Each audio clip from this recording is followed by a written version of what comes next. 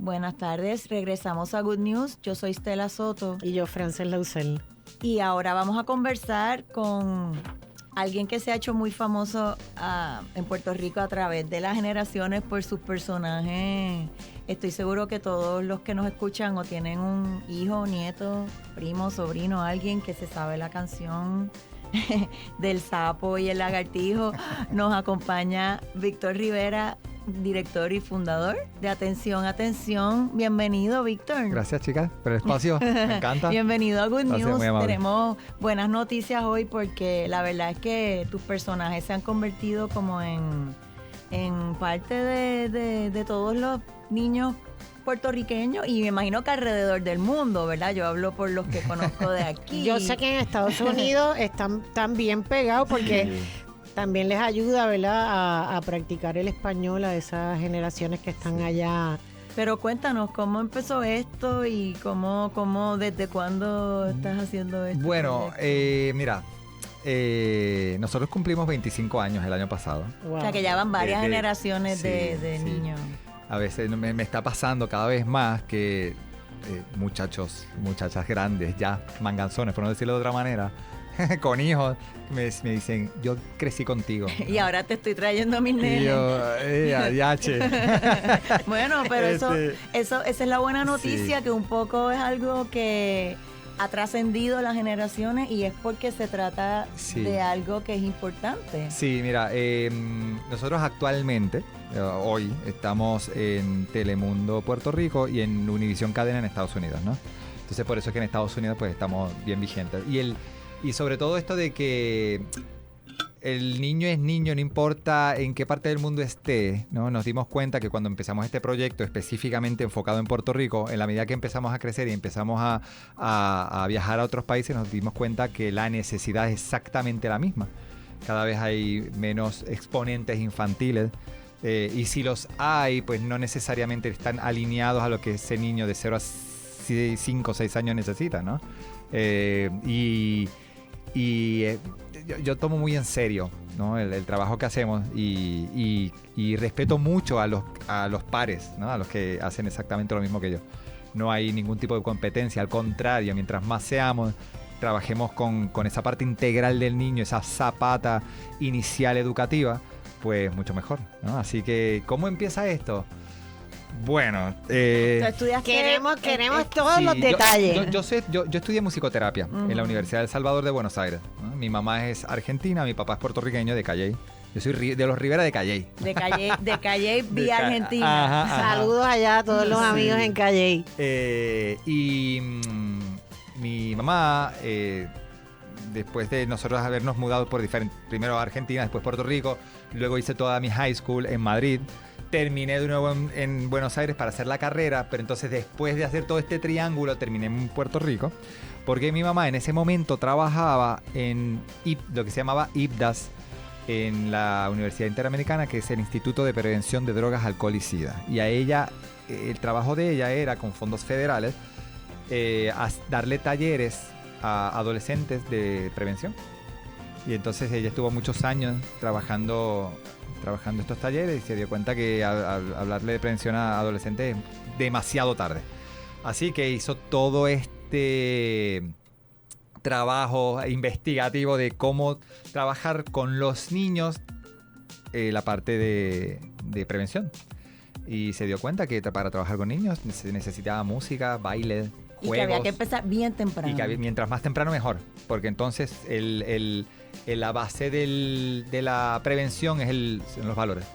Que a veces suena trillado cuando dice, ¿y qué trabajas con los niños? Pues valores, pero en este caso está enfocado específicamente a la prevención. Prevención de drogas, alcohol, SIDA, naturaleza. Y eso lo haces hablando de un sapo y un lagartijo. Y eso tú utilizas las herramientas infantiles que a los niños los engancha. Lo primero que tú tienes que hacer es llamarle la atención. Lo segundo que tienes que hacer es moverlo y hacer que eso sea divertido para que él quiera repetir.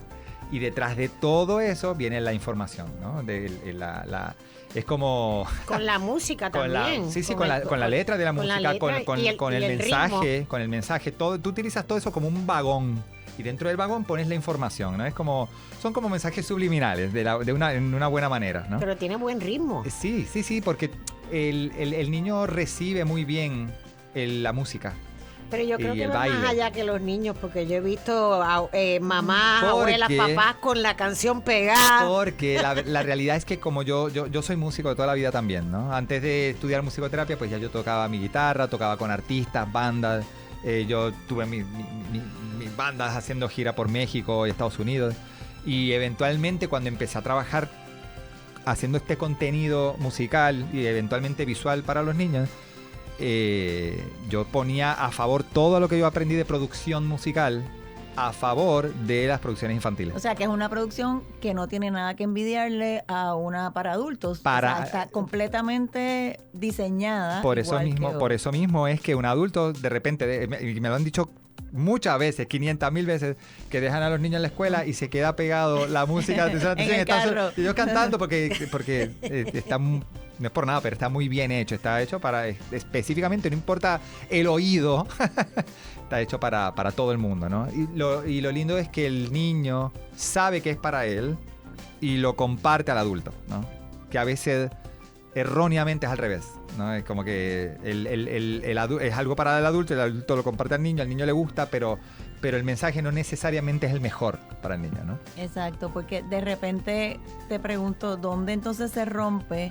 ¿Verdad? Me dices que de 0 a 5 años más o menos ¿verdad? Es tu público, sí, tu target. Exactamente. Pero después de ahí entonces ya empiezan a crecer y empiezan tal vez a escuchar en el carro exactamente. música que les gusta a sus papás. Al adulto. O al adulto, a sus hermanos mayores, pero que no necesariamente tiene un contenido porque no es apropiado. Exacto. Para la edad, para lo que él está aprendiendo, ¿no? O sea, no está preparado para escuchar ciertos mensajes, no los entiende. ¿Y entonces, qué pasa después? ¿Cómo entonces ahí ese espacio entre que todavía son niños, cómo se trabaja ese otro espacio? Hay un momento, ¿por qué trabajamos tan chiquititos, de 0 a 5, ¿no? Porque es un momento donde el niño está recibiendo, él recibe, es como una esponja. Y hay un switch, eventualmente, donde el niño empieza a preguntar, ¿y por qué tal cosa? ¿Y esto qué es? ¿Y por qué? ¿Y por qué? O sea, ya cuando... Me acuerdo de esa etapa de ¿por qué? ¿Por qué? Sí. ¿Por qué? Cuando hay un por qué, pues ya tú tienes que cambiar ese acercamiento pedagógico, ¿no? Porque al principio es, dale por ahí para abajo, los colores, los números, y no preguntan, y no simplemente preguntan, es como lo les absorben. encanta y lo absorben y quieren repetir si les pareció divertido, ¿no? Después, a la que empiezan a preguntar, pues ya está de parte del adulto cómo ponerse a, no sé cómo decirlo, ponerse a tiro. Sí, porque no puedes decirle No. porque sí. Exactamente, tienes que contestarle. O porque no quiero, porque sí, porque ¿Y por yo qué digo, sí? ¿Y por qué sí? porque ¿Y yo por Tienes qué que sí? contestarle. Mira, yo me acuerdo súper bien con una sobrina mía que en ese momento ya tenía 6 años y medio, 7 máximo. Y ella estaba... ya había aprendido a leer, pero estaba en el momento donde leía todo en la calle. Ujú. Y leía. Y justo estaba una gira de Ricky Martin que se llamaba Sexo Tour o algo así. Y ella, ¿Y qué sexo? pasando, me preguntó eso, ¿y qué es sexo? Y yo, ay, gracias, Ricky. Bueno, vamos, ¿cómo le hago? Le tengo que contestar. Bueno, ¿te acuerdas que nos fuimos de viaje hace un mes? ¿Nos fuimos a España? Sí, ok.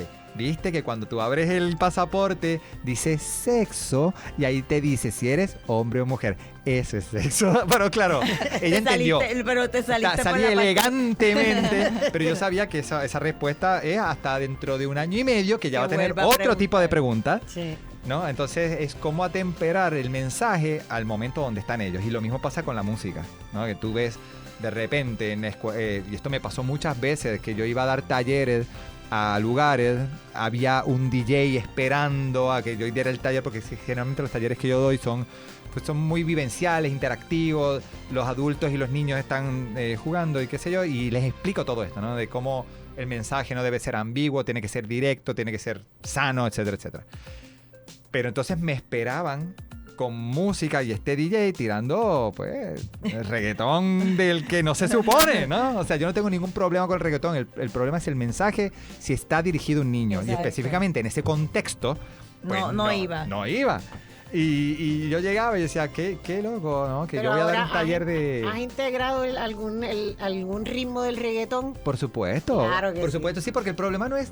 El ritmo. Acuérdate de lo que te dije al principio, el vagón Ujú. es la música. Lo que va dentro, el contenido, eso Y es hay lo que realmente adaptarse, poderoso. hay que adaptarse para que les llame la atención. Eso es lo, porque- exactamente, eso es lo realmente poderoso, porque yo soy parte de la red sudamericana de neurociencias aplicadas a la educación. Wow. Y una de las cosas que yo aprendí ahí específicamente es que como la herramienta musical, ¿no? Y la herramienta del baile, del movimiento, es clave para que tú puedas fijar algo que aprendiste, ¿no? Pero tiene que ir amarrado a la emoción. La emoción positiva o negativa es igual lo mismo para que se te fije algo para siempre. El mejor ejemplo de esto es si yo te pregunto a ti qué tú estabas haciendo y dónde tú estabas el día de lo de las Torres Gemelas. Claro, todo el mundo se acuerda. Todo el mundo se acuerda exactamente dónde estaba, con quién estaba, todo eso. ¿Por qué? Porque fijaste una emoción a un momento con algo traumático. Pues lo mismo pasa cuando en la parte positiva un niño está cantando y bailando todo un temas de naturaleza, de animalitos, de perseverancia, de amor, amistad, lo repites 500.000 veces y eso se le queda fijado. ¿Por qué? Porque está pasando un momento divertido. Te ¿no? lo creo porque mis dos hijas se aprendieron las tablas de multiplicar con Pues cancioncitas. eso es. Es como tú utilizas esta plasticidad neuronal utilizando las herramientas artísticas para que aprendan, ¿no? Y eso es lo peligroso de utilizar música para adultos, con contenido para adultos, y de repente es gracioso ver un niño perreando, ¿no? Sí. Y el niño lo continúa haciendo porque los adultos se ríen. Claro. Pero no es tan gracioso que lo oigas repitiendo la letra que Es- ni siquiera... No solamente es la repetición, es lo que se le está fijando. Ujú. ¿no? Es como ese mensaje se le está fijando de una manera permanente y va a haber algo normal Cuando no cuando debe no ser. lo es. Pero vamos a continuar para que nos expliques entonces cómo es el proceso creativo Claro. y cómo en todos estos años se han mantenido siempre los éxitos, pero han llegado nuevas canciones y nuevos ritmos. Cuando regresemos ahora, después de esta breve pausa, no se retiren, que Good News continúa. Regresamos a Good News. Yo soy Stella Soto. Y yo, Frances Lausel, qué divertido tenerte aquí. Estamos conversando con Víctor Gracias. Rivera de Atención, Atención, y nos estaba contando, ¿verdad?, cómo llevan estos 25 años haciendo música buena, con mensajes positivos para los bien pequeñitos de 0 a 5 años. Y te preguntábamos que nos contaras cómo ha sido el proceso creativo, cómo desde el principio y cómo ha evolucionado en estos 25 años. Mira, ¿Cuál fue la primera canción? La culpable de todo esto es mi mamá. Ajá, ya nos dijiste que tu mamá es muy Mi mamá. importante. Gracias mil, Exactamente. porque Yo- muchas mamás como ustedes Sí. están contentas de que tengamos Sí, eso. y yo no me di cuenta hasta ya muy desarrollado el proyecto cuán importante fue que ella me hiciera parte de la génesis de todo este proyecto, y después cuánto apoyo ella sentía de mí, yo haciendo el performing, ¿no? De lo que ella necesitaba. Porque en su momento uno está, sí, yo te ayudo, mami, whatever. Y mientras tanto yo pateando amplificadores con pelo largo, ¿tú sabes? Pero yo mientras tanto pues le daba las herramientas para que ella pudiera, ¿no? Ella, como estaba en la Inter, llegó bajo unos fondos que bajaron, que se llamaban No Child Left Behind, de la administración de George Bush. Y eso los manejó la Inter. Y una parte de esos fondos los dirigió a montar este proyecto, que era con talleres a maestros y profesionales de la salud que trabajaran con niños. Y ahí ella me dijo como que, mira, yo voy a hablar de la parte teórica, pero yo necesito que la parte práctica y musical la hagas tú. Y yo, bueno, ok, dale. Pero estuvimos en esa desde el 99 hasta el 2004. Se acaba la propuesta, o sea, entre medio sacamos 3 discos de la música y se los regalábamos a los talleres, a los maestros. Y en el 2005, pues ya ella se retira. Y yo me quedo con ese proyecto. Entonces yo, mientras tanto, como venía con las bandas y todo esto, pues digo, pues déjame cruzar este proyecto a la parte de producción y artística, que no se quede en un mero proyecto educativo, y ver qué pasa. Y ahí fue donde nacen las corbatas, los músicos con las corbatas de colores, las tenis, los personajes. Que hasta el sol de hoy sigue siendo el uniforme. Ese es el uniforme. Los personajes que nos dejamos llevar por las canciones, y cada una de estas cosas pues se fue desarrollando. Primero, vamos a hacer un show, a ver qué pasa. Y nos metimos en el Centro de Bellas Artes. Me acuerdo que el 1 de mayo del 2005, en un teatro que es la Sala Experimental, tiene 200 sillas, y abrimos 2 funciones a ver qué pasaba. Terminamos haciendo 35 ese mes, en un mes. Wow. Entonces fue la misma directora del Centro de Bellas Artes, nos dice, oye, córranse a la más grande para que no se estén matando. Le digo, ok, pues vámonos a la René Marqués, que tiene 800 sillas, hicimos 30 y pico más. Wow. O sea, que te diste cuenta que había una necesidad. Una tremenda grande. necesidad. O sea, que los padres sí quieren llevar a sus hijos a escuchar. Es que es un evento de no entretenimiento no también. solamente querían que sus hijos tuvieran esta experiencia, sino que es que había poco y nada, ¿no? Exacto. De hecho, al día de hoy hay poco y nada. Hay muy poquitos haciendo esto. Sí, pero no Somos porque muy hay poquitos. poco. O sea, había tu trabajo estaba ahí, hay Sí. una música muy buena, un mensaje, o sea que Sí, pero volvemos que... no quiero restarle a... No es eso. Pero sí, hay al darle crédito a de dónde viene el proyecto, que ya venía con un pensamiento bastante sólido desde la parte educativa, por culpa de mi mamá, a la hora de traducirlo en esa parte de producción y artística, pues claro, nos montamos en toda esa...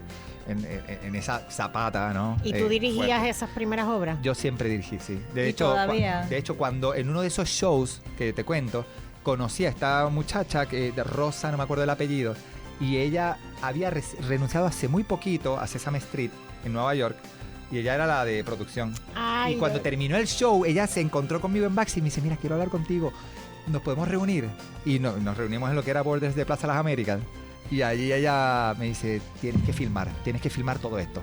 Tienes que llevarlo de alguna manera a lo que es televisión, y ahí pasó pantalla. la otra etapa. Y entonces ahí brincamos a, ok, ¿cómo yo traduzco esto a la parte visual, no? Y entonces ahí pues me puse a tomar mis talleres de guión, y yo soy el guionista y escritor de todo lo que ha salido por ahí para abajo, ¿no? O sea... Y todas las canciones son suyas también. Las canciones la composiciones. mayoría son de autoridad de atención. Yo tengo muchos muy buenos amigos que tenemos muy buena química musical, entonces escribimos, hay mucha música que yo todavía no hemos sacado de la cantidad de lo prolífero que es atención a nivel musical, ¿no? Y no solamente eso, fuimos, ¿cómo se dice? Fuimos Creando. no me sale la palabra, reinvirtiendo todo lo que ganábamos en los shows. De repente la gente quería, oye, ¿tienen camisitas? Oh, vamos a hacer camisitas. O sea, todo lo que Las sea. corbatitas, Las después corbatitas, acabaron empezábamos a vendiendo. vender- Ancillary Products. Empezábamos a hacer cumpleaños. Entonces, todo lo que se ganaba se volvía a reinvertir en mejorar lo que queríamos. Oye, pues vamos a tener un demo de televisión. Pues vamos a invertirlo ahí. Oye, pues vamos a hacer ahora un DVD. Lo reinvertíamos ahí. Vamos a hacer un programa de televisión. Vamos a tener un estudio. Entonces íbamos como que armando la empresa para que no se quede en un mero proyecto o un artista infantil, ¿no? Que se convierta en una empresa, en una marca. Y eso es lo que tienen hoy en Y día. eso es lo que hoy en día tenemos. Y eso es lo que me permite hoy poder ver cómo hacer para que, oye, ¿cómo hacemos para que el sapo siga? ¿No? Que de repente no dependa de una cara, de un show en vivo. Yo viendo específicamente la pandemia, mi niña, que ahora tiene 6 años, Tan bella. hace lo que quiere conmigo. En la pandemia, pues claro, se nos fue de control a todos los padres la cantidad de tiempo de pantalla. Y ahí pues yo dije, bueno, ya que estamos en esta, déjame ver cómo ella está consumiendo. ¿Qué elige? ¿Cómo le elige? Y me di cuenta que hay muchas cosas de atención que ya no Que no le gustaba. le gustaba, no lo pasaba de largo, no le interesaba. Algunas cosas que sí, pero muchas cosas que no. Qué interesante. Exactamente. Y que Y yo empecé, o claro, sea, ya hay- fue tu focus group. totalmente. Y viendo cómo ella elegía, pues yo empecé a notar y yo dije, bueno, cuando esto se abra, vamos a empezar a producir de acuerdo a lo que yo vi ahí, ¿no? Claro, es una generación, ahí era otra generación, otra era generación. diferente con la que empezaste. Pero cuando tú empezaste en teatro. Después el DVD era DVD. el DVD. Nosotros el vendíamos DVD. Entonces de DVD pasamos a televisión. A televisión y el CD, me Y imagino. el CD. Entonces de televisión pasamos a la transición de cuando YouTube se empezó a hacer lo que es YouTube. Ajá. Entonces es como que, ok, ya todos los cañones no pueden estar en televisión. Tenemos que hacer contenido para YouTube Ajá. y redes. Ajá. ¿Entiendes? Como que se triplicó todo el contenido. Y ahora, a estas alturas, es como que, ok, pues entonces, ¿dónde ponemos el foco? Ya tienen un app, me imagino, de ustedes. Nosotros hemos tenido ya 2 o 3 apps. Sí. Y específicamente, ¿cómo se hace? ¿Dónde estamos produciendo ahora? La música siempre va a ser... va a estar siempre el mismo acercamiento, ¿no? Pero lo que es visual a mí me interesa mucho que esto continúe más allá de mi equipo, ¿no? Uh-huh. O sea, yo hablo de mí, pero en verdad nosotros somos mucha gente que está haciendo desde la parte de edición musical, la misma parte administrativa, o sea, aprender un negocio que no es común en Puerto Rico, cuando haces una especie de 360 entre los shows en vivo, los merchandising, los sponsorships, Sí, son diferentes las licencias, expertise. ¿no? Diferentes Qué sé yo, si estás en Estados Unidos y vives en Los Ángeles, pues puede ser que exista algo parecido, pero oye, pero en Puerto Rico, ¿con quién podemos apoyarnos para ver cómo hacer para ayudarnos entre todos? Pues en ese sentido, como siempre nos hemos sentido bastante solitos, pues siempre estamos como autodidacta y reinvirtiendo en nosotros, ¿no? Y eso nos ha hecho fuertes. ¿Y cuál es el futuro, Víctor? El futuro, ¿Qué te falta o qué viene próximo? El futuro para mí es que el señor Sapo, que es el protagonista, ese es el celebrity de verdad. Bueno, cuando sale el señor Sapo no hay más nada. No hay más nada. Nos pasó cuando fuimos a nosotros nos nominaron a los Grammy y fuimos todos. Y dijo, oye, debería venir el Sapo con nosotros. Y le pusimos un tuxedo y todo. Ay, qué bello. Nadie nos hacía caso. Hasta que salió el Sapo. Hasta que salió el Sapo. Oye, ¿Y cuándo fue? Don Francisco se sacó una foto. ¿Cuándo fue eso? ¿En qué año? Eso fue, nosotros nos nominaron en el 2014, 2015 fue entonces la ¿Y premiación. es la primera vez o la única vez que ha sido...? Esa fue la primera vez que nos nominaron. Y nosotros estábamos encantados. ¿Y han ganado algo como ustedes? ¿En qué categoría? Bueno, específicamente lo que son los Grammys, que es la parte de música, hay una categoría que se llama Mejor Álbum Infantil, ¿no? Okay. Pero, por ejemplo, hay un premio muy importante que son los Emmy, ¿no? Pero, y los Emmy es como la música en los Grammys, pero en la parte visual. Y en la parte visual nosotros nos hemos ganado 27 Emmy. 27 Emmy, sí. Porque tienes más Emmy que años he trabajado. 52 nominaciones, 27 Emmy. O sea, que eso quiere decir que algo están haciendo bien, que algo por lo han menos estado avala lo que estamos bien. haciendo. No es que trabajamos para los premios, pero avala como que, bueno, algo bien estamos haciendo. Y ¿no? Pero yo creo que más que el premio es todos estos niños, sí, totalmente. abuelos, padres y tíos que bailan con el Sapo. Y eventualmente, como te dije en un principio, de repente yo llegué de Panamá la semana pasada y te das cuenta que, mira, niños son niños. Niños son niños. Y ¿no? siguen haciendo shows en vivo en Puerto Rico Por y en otras áreas. Por supuesto, de hecho, nosotros hacemos las famosas patronales todo el año. Hicimos, como estábamos celebrando el 25 aniversario, hicimos un sinfónico espectacular en el Centro de Bellas Artes. Espectacular. Y todo eso está en YouTube, me imagino. Y todo sí, nosotros grabamos todos los conciertos y los videos y todo eso. Y seguimos remándolo, ¿no? No, y me imagino que de estos niños de ahora son diferentes. El Más reto es capacidad grande, visual, así que eso te mantiene evolucionando visualmente con distintos tipos de gráficas y animaciones. La prueba de fuego de nosotros fue los huracanes, la pandemia, y con todo y eso uno sigue vigente ahí. Tú te das cuenta que como que sabes que... Y te mantiene entretenido, tienes que siempre estar inventando. Siempre, Víctor, siempre. Gracias un millón por haber estado con nosotros y que siga atención por muchos años más. Que lo Dios te oiga. necesitamos. Felicidades. Gracias.